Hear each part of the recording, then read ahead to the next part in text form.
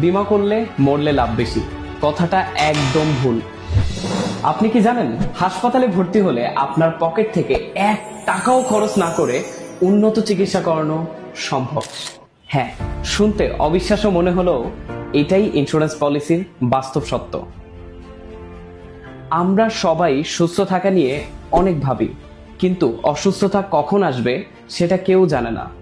আজ আপনি ভালো আছেন, কিন্তু কাল একটা বড় অসুস্থতা এক মুহূর্তে আপনার সারা জীবনের সঞ্চয় শেষ করে দিতে পারে।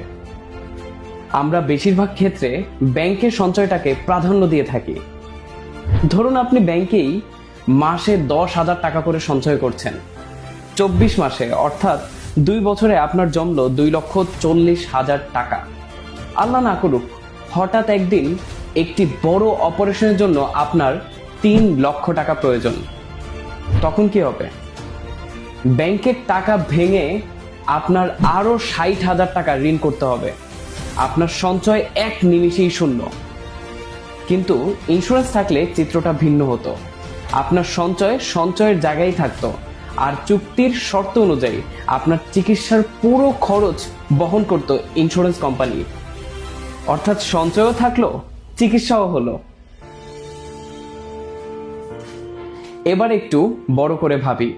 ধরুন আপনি 10 লক্ষ টাকার 10 বছরের জন্য একটি ইন্স্যুরেন্স চুক্তি করেছেন মাসিক সঞ্চয়ে।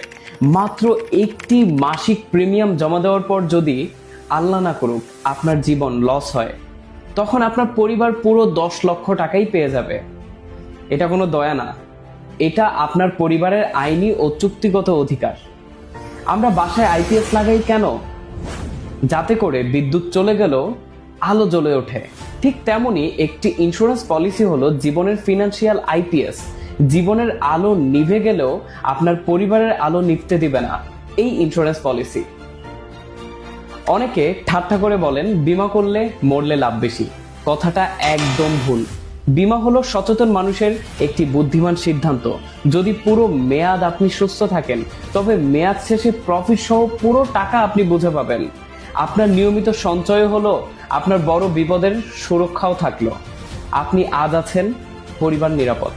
কিন্তু আপনি না থাকলে সেই অনিশ্চিত দিনের প্রস্তুতির নামই হলো লাইফ ইন্স্যুরেন্স। আপনার কষ্টের সঞ্চয় যেখানে সেখানে রাখবেন না, বেছে নিন একটি নির্ভরযোগ্য লাইফ ইন্স্যুরেন্স কোম্পানি। আজকের একটি বুদ্ধিমান সিদ্ধান্তই একদিন আপনাকে বলতে বাধ্য করবে, আলহামদুলিল্লাহ, সেই দিন সঠিক সিদ্ধান্ত নিয়েছিলাম। আমি এসআই নাইম। আজকের এই তথ্যগুলো যদি আপনার সামান্যতম উপকারে আসে, তবে ভিডিওটি আপনার বন্ধুদের সাথে শেয়ার করে দিন। কারণ আপনার একটি শেয়ার হয়তো অন্য কারো পরিবারকে আর্থিক বিপর্যয় থেকে রক্ষা করতে পারে। ভিডিওটি ভালো লাগলে আমার চ্যানেলটিকে সাবস্ক্রাইব করুন এবং ফেসবুক পেজটি ফলো করে আমার সাথেই থাকুন। দেখা হবে পরবর্তী ভিডিওতে। ততক্ষণে ভালো থাকুন, সুরক্ষিত থাকুন। আল্লাহ হাফেজ।